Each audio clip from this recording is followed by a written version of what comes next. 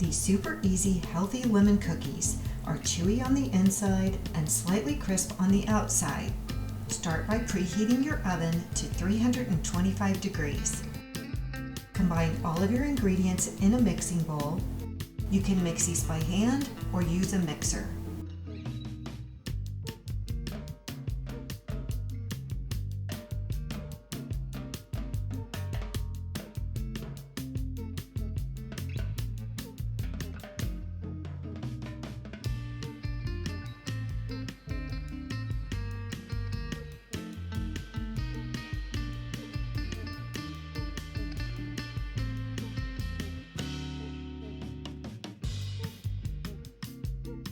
Roll the dough into 12 balls and place them on a baking sheet lined with parchment paper.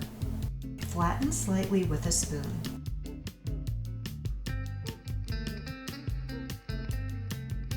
And bake at 325 for 10 minutes.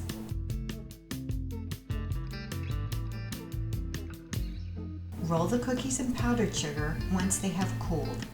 See my playlist for other healthy gluten-free treats like black bean brownies, slow cooker chocolate chip cookies, and dark chocolate olive oil cake.